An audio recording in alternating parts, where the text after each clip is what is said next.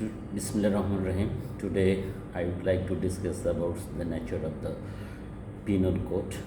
You know, the laws are maybe categorized either as substantive law or procedural law or some other category. If we want to categorize the Penal Code 1860, then we may categorize it as substantive law. Now the question may arise, why can we categorize it as a substantive law? Then the answer will be, if any law which defines offense and prescribes punishment and creates a right, those sort of law are called substantive law. That is why the Penal Code 1860 is categorized as substantive law. For example, section 378 defines theft.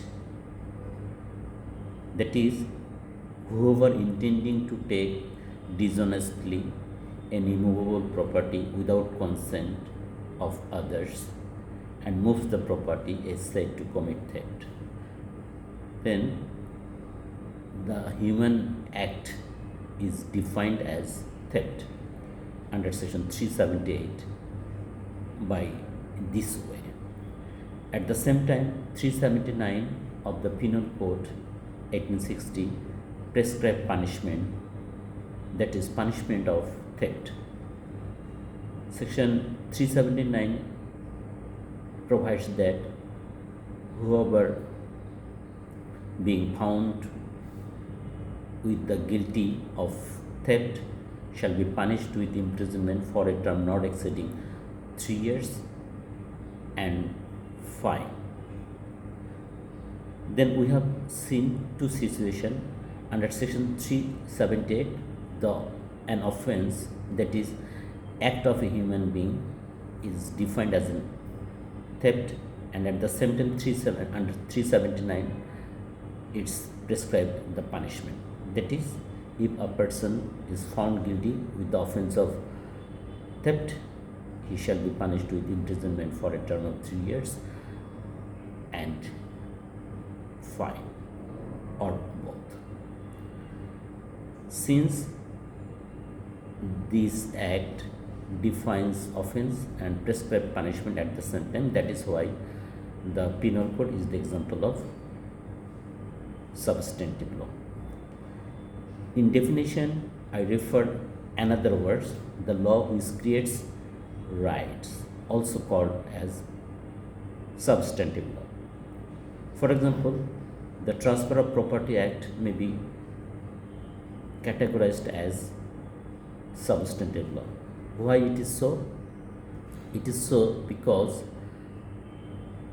for example, under section 54, it defines how a property is to be sold out.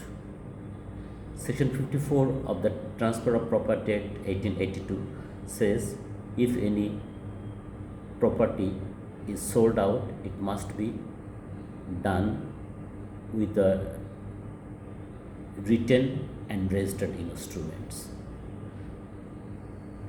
If in such a way a property has been handed over from one hand to another hand, that would be called as a sale of property. And whenever a sale would have been done in accordance with section 54, then the right, title and interest of the buyer will accrue, and at the same time the right, title and interest of the seller will be abolished. That is why the law which creates right also called substantive law. Besides substantive law, we get some other law which are called as procedural law. Procedural law means the law which lay down the procedure of conducting trial. For example, the Code of Criminal Procedure 1898 is the example of procedural law. or adjective law, as because it has laid down the procedures of conducting criminal trial. In the same way, the Code of Civil Procedure 1908 may be another example of procedural law or adjective law, as because this law, that is the CPC, provides for the procedure of conducting civil trial. That is why the CPC is called procedural law.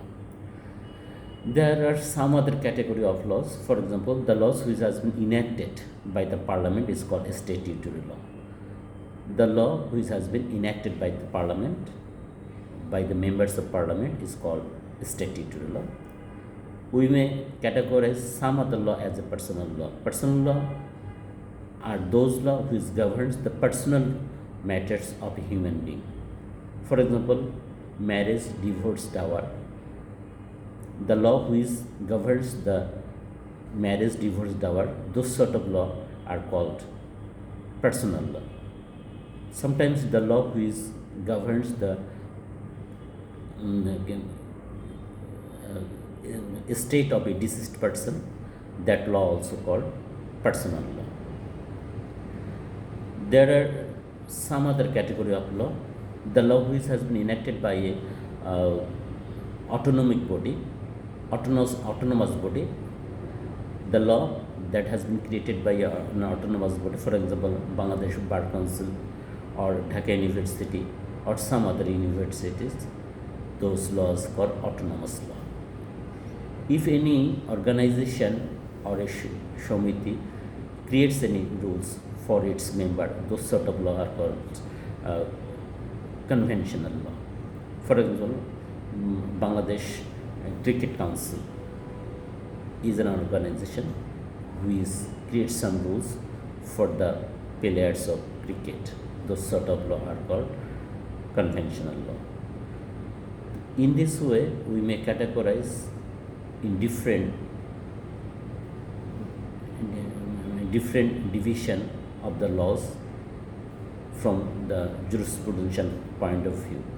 What we have seen from this discussion, that is the law of crimes, especially the penal code, shall be categorized as the law of as a substantive law. The penal code will be considered as a substantive law. I would like to discuss another matter in this discussion, that is, most of the people in our country, we cite the penal code 1860 as a Dandobiti, or sometimes Bangladesh Dandobiti, which is totally illegal. Illegal because of provision of section 28 of the General Clauses Act 1897. The section 28 of the General Clauses Act 1897 says that whenever we cite a law, we must cite it, or whenever we refer a law, we must refer it by its name given under as a short title under section 1 of the concerned law.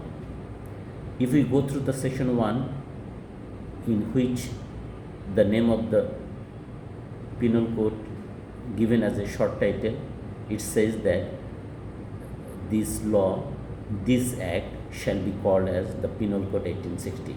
So whenever we cite, whenever we refer, or whenever write it down, the name of the law of crimes, we must refer it as the Penal Code 1860.